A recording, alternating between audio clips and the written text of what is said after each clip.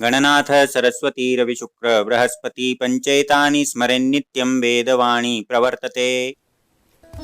नमस्कार मित्रों, मैं पंडित विश्वास तिवारी आप लोगों का अपने YouTube चैनल पे बहुत बहुत स्वागत करता हूँ। आज हम लोग बात करेंगे यम द्वितीया के बारे में, जिसको भाई दूज के नाम से भी जाना जाता है। भ्रातृ द्वितीया, भाई बीज भी इसी त्यौहार के नाम है। आज हम इस वीडियो में एक कथा के विषय में चर्चा करेंगे। बहन को भाई के लिए क्या करना चाहिए इस दिन और क्या क्या विषय विचारणीय हैं इस विषय से संबंधित, उन पे हम आज चर्चा करेंगे। सबसे पहले हम कथा की बात करते हैं। कथा मैं आपको सुनाता हूँ। एक समय की बात है, यमराज की नगरी संयमनीपुरी में यमुना जी का जाना हुआ। चूँकि यमुना जी भी सूर्य नारायण की पुत्री हैं और यमराज भी सूर्य नारायण के पुत्र हैं, इसलिए यमराज और यमुना जी भाई बहन हैं। यमुना जी के आगमन से यमराज बहुत प्रसन्न हुए और उत्सव का माहौल उस समय संयमनीपुरी में था। यमुना जी ने अपने हाथ से भोजन बना करके यमराज को बड़े प्रेम से बैठा करके अपने हाथ से भोजन करवाया। यमराज बहुत प्रसन्न हुए। उस समय नरकों में जो प्राणी यातना भुगत रहे थे, यम यातना झेल रहे थे, प्रसन्नता के मारे यमराज ने उनकी सबकी सजाएं माफ कर दी, उनको मुक्त कर दिया। यमुना जी भी बड़ी प्रसन्न हुई। यमुना जी ने यमराज से एक वरदान मांगा कि आज आप बहुत प्रसन्न हैं तो मुझे एक वरदान दीजिए। यमराज ने पूछा, आप क्या चाहती हैं? तो यमुना जी ने कहा कि आज के दिन, मतलब कार्तिक शुक्ल द्वितीया के दिन, जो भी बहन अपने भाई को बुला करके भोजन कराएगी, उसको तिलक करेगी और उसके लिए मंगल कामना करेगी, उसके भाई के जीवन से सभी प्रकार के संकट दूर हो जाएं और उसको कभी भी नरकों की यातना न झेलना पड़े। ये वरदान यमुना जी ने यमराज से मांगा। यमराज ने प्रसन्नता से ये वरदान यमुना जी को दे दिया। इस कारण इस पर्व का बहुत महत्व है।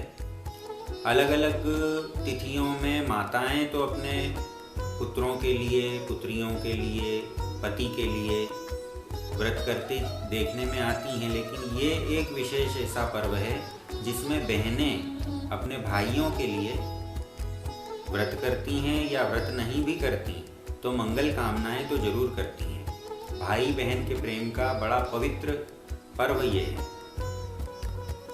इस दिन बहनें अपने भाई को बुला करके विधिवत उनको बैठा करके भोजन कराएं।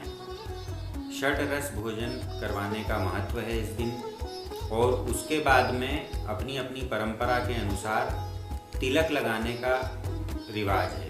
परंपरा इसलिए मैं कह रहा हूँ कि किसी किसी के यहाँ रोचना का तिलक लगाया जाता है, किसी किसी के यहाँ हल्दी का तिलक लगाया जाता है, किसी किसी के यहाँ सामान्य रोली कुमकुम का तिलक लगाया जाता है। तो जो भी परंपरा हो उस तरीके से अपने भाई को बहनें तिलक लगाएं।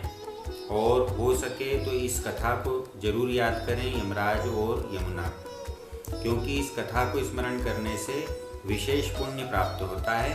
और जाने अनजाने में यदि कोई पाप ऐसा हो गया हो जिसके कारण यमराज की पुरी जाने का योग बनता हो, तो इस कथा को इस दिन सुनने से यमराज की पुरी जाने का भय समाप्त हो जाता है, नरकों की यातना प्राप्त नहीं होती। दूसरी बात, जो भी व्यक्ति इस यम द्वितीया के दिन, भाई दूज के दिन यमुना में स्नान करके और यमराज का तर्पण करे, उस व्यक्ति को कभी भी यमपुरी नहीं जाना पड़ता, मतलब नरकों की यातना उसको कभी झेलना नहीं पड़ती। ये भी एक विशेष बात इस दिन के लिए।